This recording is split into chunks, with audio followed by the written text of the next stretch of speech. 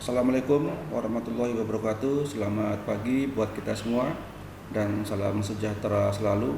Semoga kita di pagi hari ini selalu diberikan kesehatan dan keselamatan sehingga masih tetap bisa melaksanakan aktivitas kita sebagaimana biasanya. Selamat bertemu kembali dalam mata kuliah Rekayasa Interface. Di pertemuan minggu ini kita sudah memasuki minggu yang ke-12. Untuk itu topik yang akan kita bahas adalah mengenai terminologi interface. Untuk itu masing-masing Anda silakan dipersiapkan alat tulisnya untuk nanti bisa mencatat tentang materi yang saya sampaikan jika ada yang mau dipertanyakan, dan nanti bisa kita bahas atau kita diskusikan di sesi terakhir setelah materi ini saya sampaikan. Yang akan kita bahas di pertemuan ini adalah mengenai terminologi interface.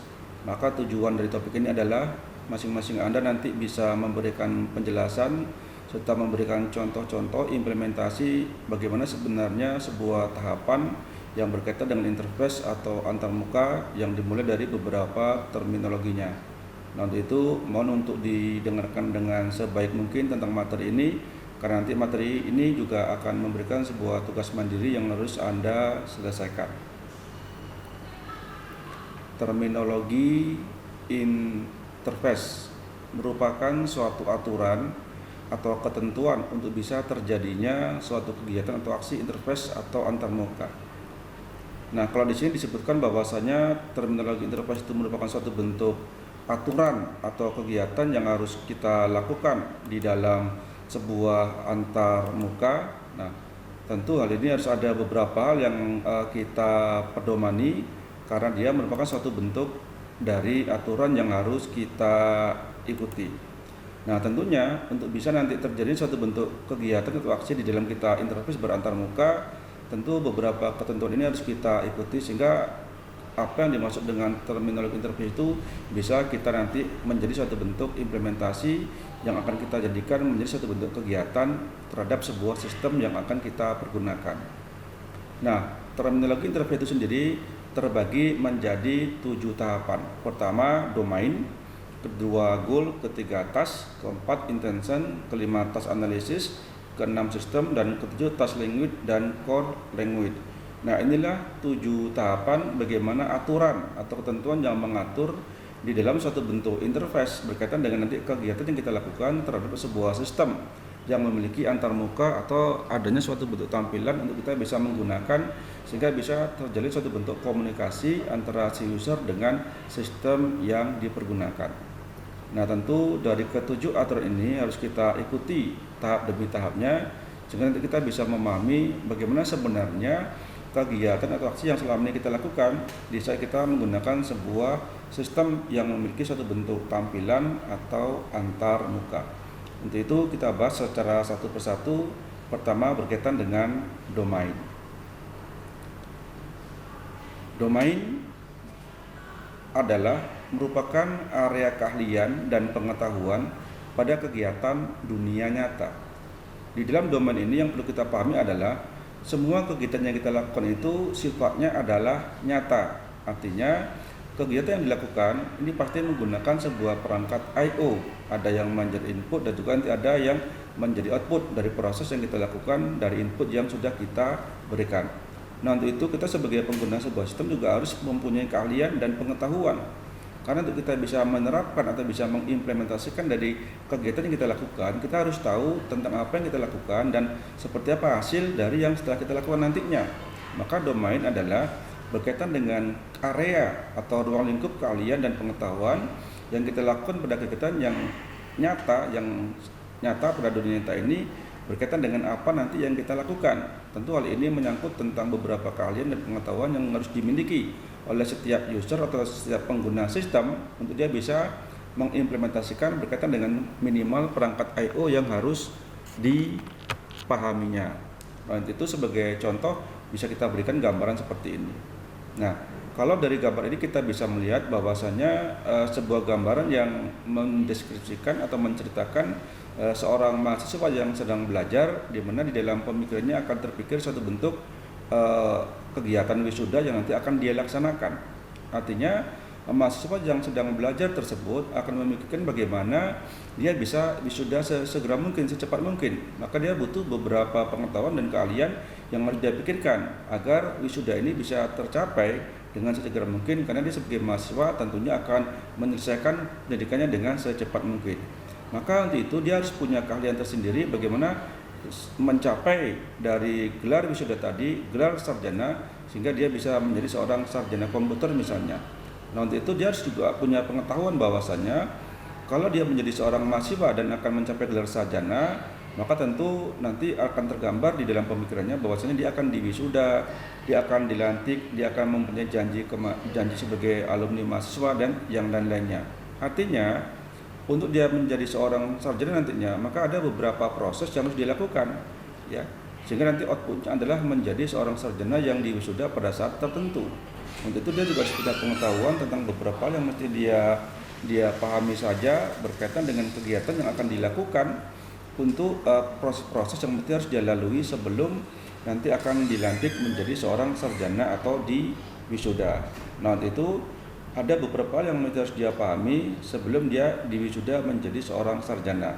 Pertama, bahwasanya dia harus melalui proses perkuliahan. Nah, tentu kalau berkaitan dengan area perkuliahan, nanti dia bisa diwisuda menjadi seorang sarjana, maka di dalam proses perkuliahan tersebut harus punya jurusan. Dan dalam proses perkuliahan dia punya jurusan, maka dia juga punya dosen, ada proses pembelajaran, ada SKS, dan juga ada absensi, ujian, nilai, dan yang lainnya. Maka inilah nanti yang menjadi pengetahuan bagaimana proses ini dilakukan, sehingga nanti pada akhirnya dia akan diwisuda sebagai seorang sarjana. Dan ini harus dipahami bahwasanya sebagai seorang mahasiswa tentunya harus mengikuti proses perkuliahan yang dilakukan oleh seorang dosen sesuai dengan jadwal yang sudah ditentukan, kemudian juga harus sesuai dengan jurusannya, dan dosen yang memberikan mata kuliah pada saat-saat tertentu sesuai dengan jadwal yang sudah diberikan, dan juga tetap harus mengikuti proses pembelajarannya, dan itu juga ada SKS, absensi, ujian, dan yang lain-lainnya. Untuk itu harus dia pahami bagaimana domain ini memiliki keahlian dan pengetahuan, dan memang harus kita yakini bahwasanya kegiatan proses pembelajaran itu memang kegiatan yang sifatnya nyata dan memang ada untuk bisa diikuti dalam sebuah proses pembelajaran untuk kuliah yang nantinya akan menjadi seorang sarjana untuk diwisuda. Nah, ini tahap pertama di mana domain merupakan suatu area keahlian dan pengetahuan pada kegiatan dunia nyata.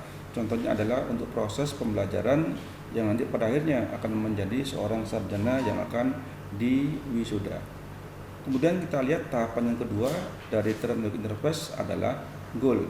Nah, goal adalah hasil yang diinginkan dari suatu kegiatan atau aksi.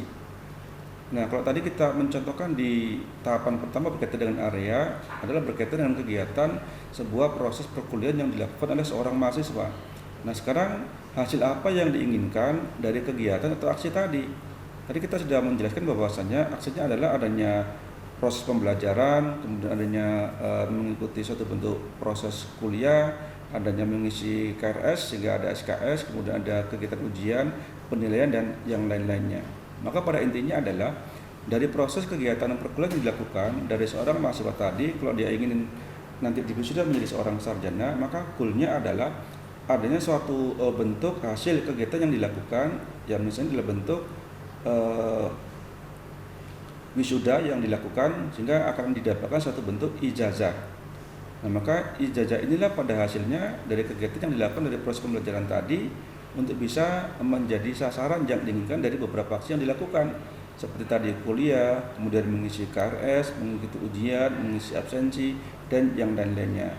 Kemudian selain ijazah, mungkin juga ada yang disebut dengan transkrip nilai. Ya. Selain dapat ijazah, juga mungkin ada transkrip nilai, juga mungkin ada beberapa sertifikat yang diikuti di saat proses pembelajaran tadi berlangsung.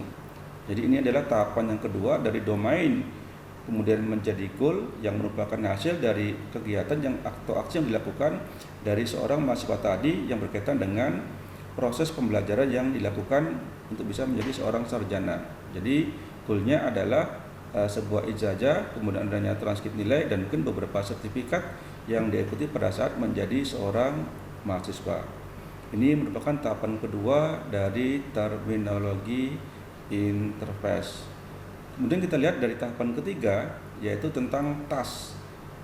Task adalah operasi untuk memanipulasi isi dari domain. Operasi sama dengan sebuah kegiatan, maka kalau dikatakan task operasi untuk memanipulasi berarti sebuah kegiatan untuk memanipulasi isi dari domain. Nah, Anda harus ingat tentang domain tadi. Tadi domainnya adalah seorang mahasiswa yang sedang mengikuti proses perkuliahan dalam suatu kampus misalnya, di mana dia ada mengikuti proses pembelajaran, berarti ada jadwal kuliahnya, ada mengisi KS, berarti dia punya SKS, kemudian dia juga ada ingin mengisi absensi, melakukan penilaian atau mendapat nilai dan seterusnya. Maka ini yang kita nanti dilakukan kegiatan manipulasi, artinya merubah isi dari domain tadi, merubah dari beberapa aksi atau kegiatan tadi, sehingga kita bisa manipulasi, bisa kita rubah menjadi suatu bentuk tampilan atau interface, sehingga akan dihasilkan seperti ini. Ya. Ini hasil dari manipulasi tentang jadwal mata kuliah. Maka kalau tadi kegiatan atau prosesnya di domain itu ada proses pembelajaran, maka pembelajaran itu memuat tentang mata kuliah, maka inilah yang kita manipulasi. Artinya proses atau kegiatan yang kita lakukan di saat kita tadi berada di posisi domain, itu kita ganti menjadi satu bentuk tampilan atau antarmuka. Sehingga dengan antarmuka inilah nanti seorang mahasiswa bisa memilih mata kuliah yang akan diambil berkaitan dengan SKS dan dosen yang memberikan materi pembelajaran di setiap mata kuliah tersebut. Arti memanipulasi adalah merubah dari suatu bentuk kegiatan menjadikan satu bentuk interface atau antarmuka. Nah, tentu untuk kita bisa memanipulasi ini butuh sebuah perangkat yang misalnya dengan menggunakan satu bentuk alat desain atau sebuah alat tampilan, misalnya menggunakan mockup yang versi 3, kemudian kita bisa membuat sebuah desain seperti ini, atau juga mungkin bisa menggunakan desain yang sudah disediakan di dalam properties form untuk bahasa pemrograman yang berorientasi ke visual, apakah menggunakan VB.NET, kemudian Visual Basic tadi, bisa juga menggunakan pemrograman Java, dan juga bisa menggunakan pemrograman yang lainnya. Intinya adalah untuk kita bisa memanipulasi seperti ini, kita bisa menggunakan bahasa pemrograman yang berorientasi visual. Nah, ini misalkan contoh untuk kita bisa membuat satu bentuk tampilan atau interface berkaitan dengan data mata kuliah, kemudian ini berkaitan dengan data perkuliahan, misalnya kode mata kuliah, nama mata kuliah, kode dosen, nama dosen, dan seterusnya.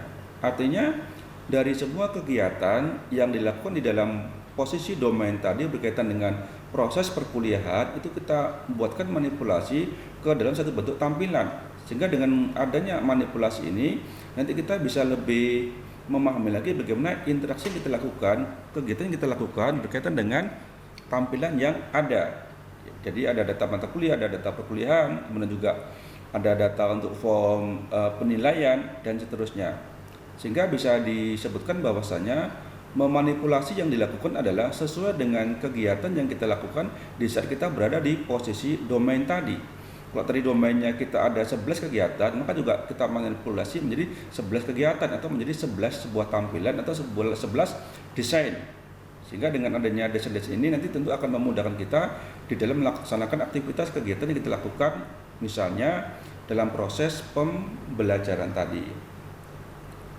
Nah, tahap yang keempat adalah intention. Intention adalah aksi khusus untuk menemukan hasil yang diinginkan, ya. Jadi ini bukan aksi khusus. Tadi hasilnya adalah, Anda masih ingat tadi tentang goalnya di interface tahapan yang kedua adalah adanya ijazah, adanya transkrip nilai, dan juga adanya beberapa sertifikat. Nah, maka aksi khusus untuk bisa kita menghasilkan ijazah dan sertifikat tadi seperti yang diinginkan, maka ini ada aksi khususnya. Aksi khusus adalah bagaimana membuat sebuah tampilan, membuat ijazah tadi, membuat sertifikat tadi, membuat transkrip nilainya tadi itu sesuai dengan yang kita lakukan. Nah, tentu aksi khususnya adalah kita bisa menggunakan beberapa perangkat alat bantu yang tentunya dalam ini adalah kita bisa menggunakan bahasa pemrograman. Nah, karena untuk kita bisa memberikan ijazah sesuai dengan tampilan yang sudah kita buat desainnya tadi, kita perlu bahasa pemrograman. Ya, kita perlu bahasa pemrograman, maka dengan bahasa pemrograman ini akan nanti menghasilkan satu bentuk tampilan dan bahasa pemrograman kita buat berdasarkan tampilan tadi, berdasarkan poin yang ketiga tadi. Sehingga dengan demikian untuk kita bisa menggunakan bahasa pemrograman, beberapa skrip program, tentu kita bisa menggunakan beberapa bahasa pemrograman yang mungkin bisa Anda kuasai. Kalau dulu itu ada bahasa pemrograman yang bisa kita pergunakan, biasanya menggunakan bahasa pemrograman assembler atau juga mungkin bahasa pemrograman Java, pemrograman Delphi, PHP MySQL, dan juga mungkin menggunakan misalnya pemrograman Visual Basic Net atau VBNet. Intinya adalah untuk kita bisa menghasilkan beberapa desain, beberapa tampilan, beberapa interface dan beberapa antarmuka, maka aset khusus yang digunakan adalah bagaimana kita bisa menggunakan bahasa pemrograman ini untuk menghasilkan satu bentuk tampilan seperti yang kita berikan tentang manipulasi tadi. Tentu dengan adanya bahasa pemrograman ini juga ada beberapa hal yang mesti juga harus diperhatikan, seperti kita mesti menggunakan database-nya seperti apa, kemudian bagaimana kita sistem penggunanya, apakah nanti menggunakan sistem jaringan atau juga menggunakan tanpa yang sistem jaringan, misalnya menggunakan sistem yang standalone atau yang berdiri sendiri. Nah, maka dengan bahasa pemrograman inilah nanti kita membuat suatu bentuk interface yang tentunya dengan bahasa pemrograman yang Anda kuasai, ya. Maka inilah kadanglah yang menjadi dilema di setiap kita sebagai mahasiswa, tentunya tentang penguasaan bahasa pemrograman. Tetapi minimal untuk kita bisa membuat suatu bentuk interface atau antarmuka, ya kita harus menggunakan bahasa pemrograman yang berorientasi ke visual. Karena dengan pemrograman yang berorientasi visual, kita bisa menentukan formnya, kita bisa menentukan propertiesnya.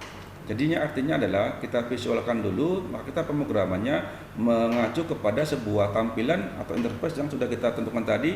Di saat kita memasuki tahapan yang ketiga tentang manipulasi dari domain yang kita inginkan.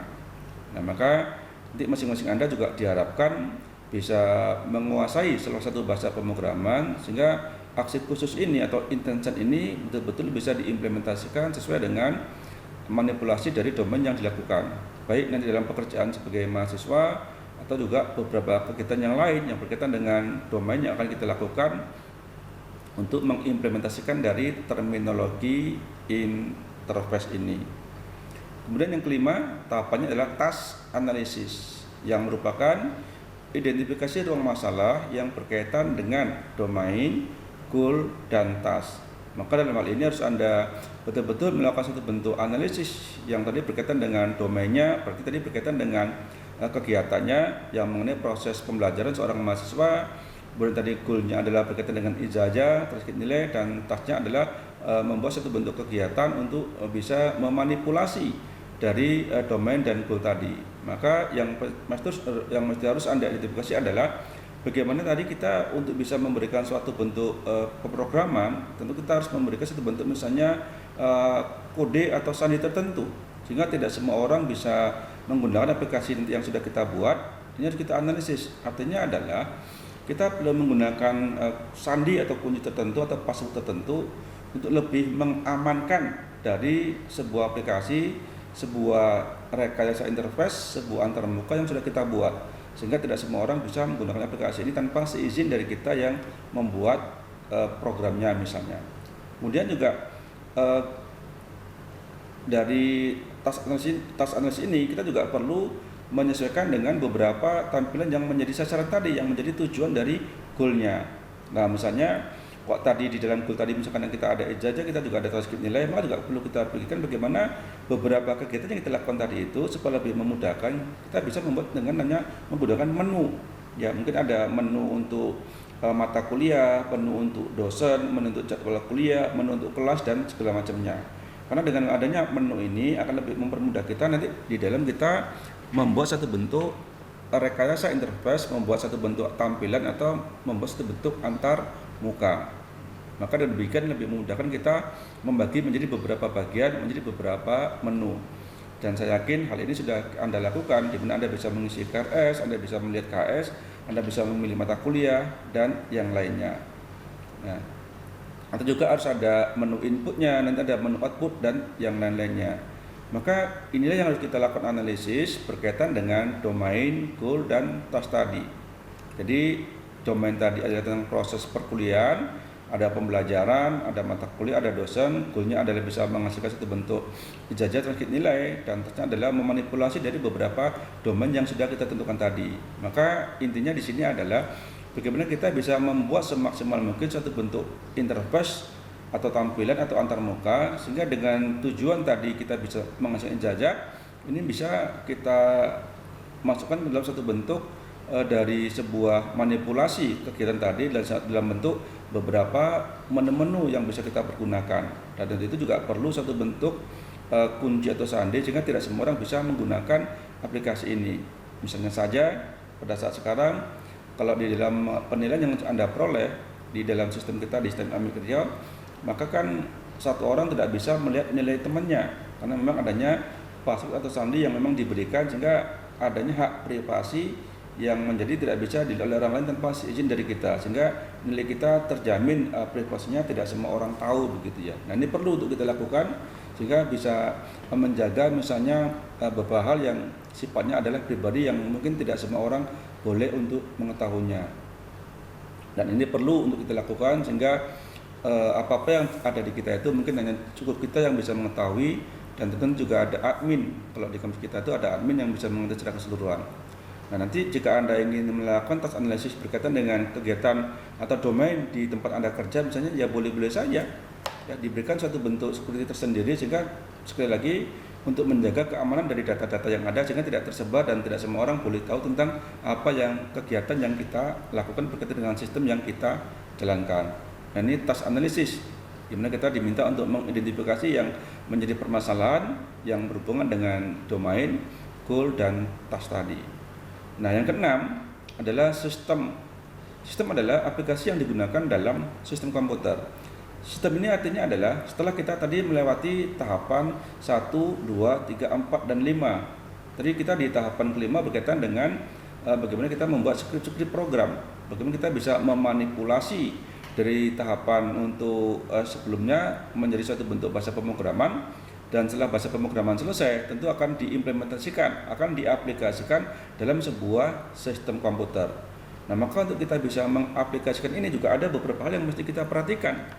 Apakah nanti akan kita aplikasikan atau diimplementasikan dengan menggunakan sistem jaringan atau dengan menggunakan tanpa adanya sistem jaringan. Nah, tentu juga perlu dipahami bahwasanya untuk kita bisa mengimplementasikan atau bisa mengaplikasikan sistem tadi, apakah nanti kita akan menjalankannya melalui sistem secara prosedural dengan beberapa tahapan-tahapan seperti yang pertama ini, atau nanti kita akan menggunakan dengan pemanggilan shortcode di programnya, atau yang lebih efektif bagaimana kita menggunakan template dengan melalui sebuah desktop ya. Nah, tentu yang lebih efektif adalah bagaimana sebuah program yang kita selesai kita buatkan dari satu bentuk eksekusi, kita berikan di exe-nya sehingga bisa kita jalankan melalui desktop yang ada, sehingga kita tidak perlu lagi untuk bisa mengaplikasikan menjalankannya melalui menggunakan yang beberapa prosedur seperti menggunakan taskbar yang ada di dalam satu bentuk tampilan yang berbasis kepada Windows. Sehingga kalau kita menggunakan tampilan yang seperti ini boleh-boleh saja tapi membutuhkan waktu yang cukup lama.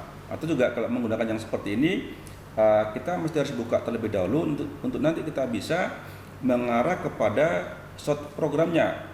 Jadi kalau kita misalnya menggunakan pemrograman Java, kita buka seperti ini berarti kita beralih atau masuk ke dalam pemrograman Java itu sendiri. Namun yang lebih baik adalah untuk kita bisa berkaitan dengan sebuah sistem yang berkaitan dengan aplikasi yang akan digunakan dalam sistem komputer, maka program yang sudah kita buat tadi kita eksekusi di dalam bentuk exe ya, atau dalam bentuk execute, sehingga nanti bisa kita jalankan atau kita bisa panggil melalui sebuah desktop saja. Nah, ini adalah yang paling ideal karena dengan demikian nanti kita tinggal hanya melakukan double klik atau kita enter saja di desktop ini, maka kita akan langsung menuju kepada aplikasi yang sudah kita buat tadi, misalnya berkaitan dengan proses pembelajaran yang sudah kita jelaskan di pertemuan awal tadi. Nah, ini terminologi interface yang merupakan tahap ke-6 berkaitan dengan sistem. Jadi nanti masing-masing Anda diharapkan tentunya sekali lagi di dalam membuat suatu bentuk rekayasa interface berkaitan dengan kegiatan yang Anda lakukan apapun itu berkaitan dengan domainnya, diharapkan untuk bisa mengeksekut program yang dihasilkan sehingga nanti bisa langsung dijalankan melalui Windows atau melalui desktop dari sistem komputer yang sudah ditentukan.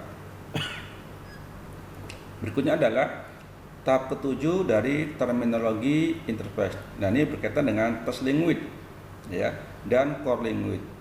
Artinya di sini adalah kalau tadi kita sudah menggunakan bahasa pemrograman, maka juga berkaitan dengan core atau isi dari bahasa pemrograman itu sendiri.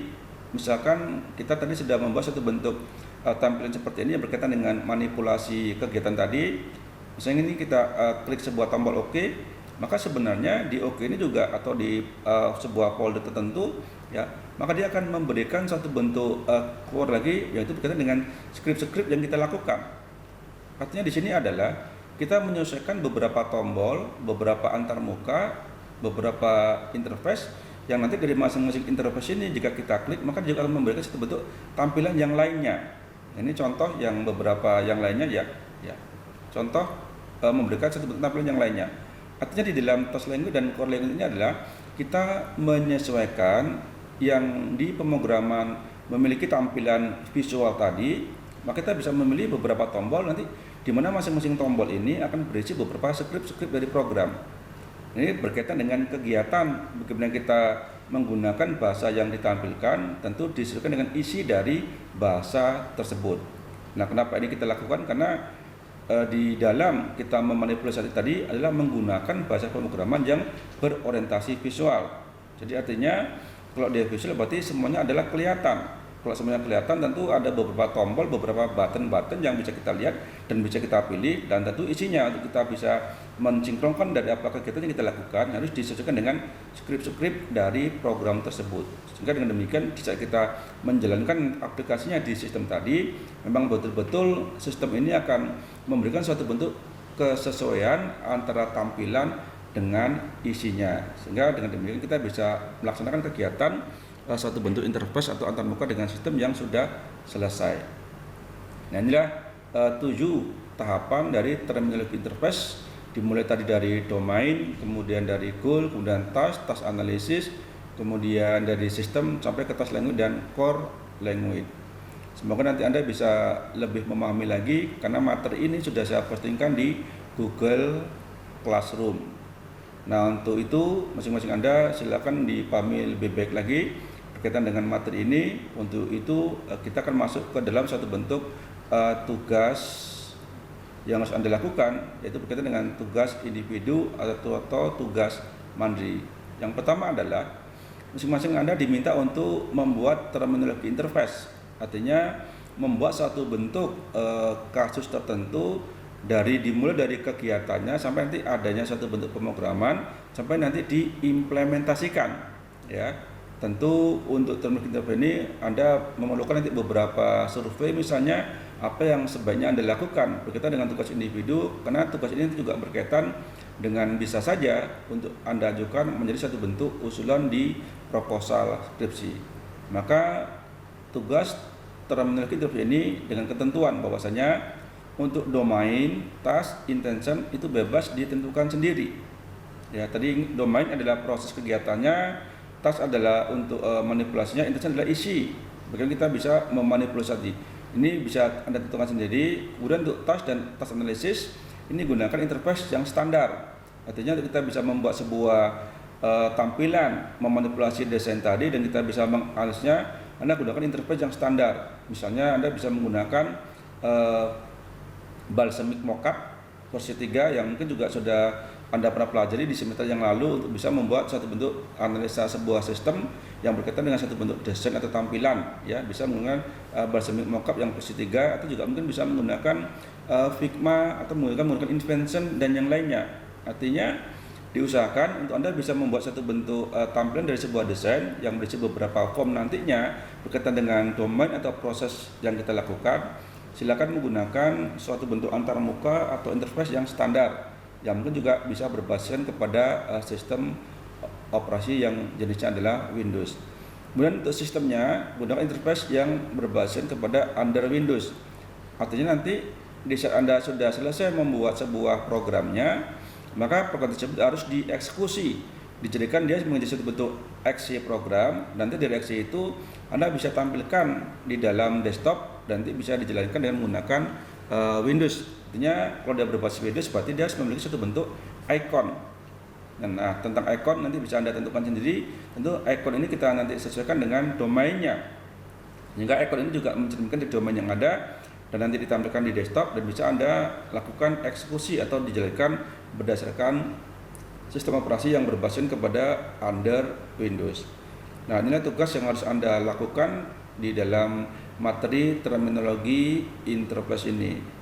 Nah, dari beberapa penjelasan yang saya sampaikan tadi, silakan nanti dicatat saja yang ingin Anda tanyakan, dan nanti bisa kita diskusikan di pertemuan ini. Dan perlu juga saya sampaikan bahwasanya tugas ini kalau mungkin nanti tidak bisa dituntaskan dalam waktu 1 minggu, mungkin nanti bisa dilanjutkan, karena mengingat Anda juga harus diminta untuk bisa mengimplementasikannya dalam bentuk penggunaan dari bahasa pemrograman yang berorientasi visual. Bisa menggunakan VB.NET, bisa menggunakan bahasa pemrograman Java, atau juga bisa menggunakan bahasa pemrograman yang menggunakan bahasa pemrograman PHP. Nah, untuk itu juga nanti perlu Anda perhatikan berkaitan juga dengan database yang akan digunakan, sehingga sistem yang nanti akan Anda buat berkaitan dengan rekayasa interface betul-betul bisa dipergunakan dan bisa diimplementasikan dengan baik, terutama menyangkut tentang bagaimana terminologi interface tadi yang berkaitan dengan beberapa tahapan yang harus Anda selesaikan untuk bisa menjadi suatu bentuk rekayasa interface yang bisa dipergunakan atau diimplementasikan dengan menggunakan sebuah sistem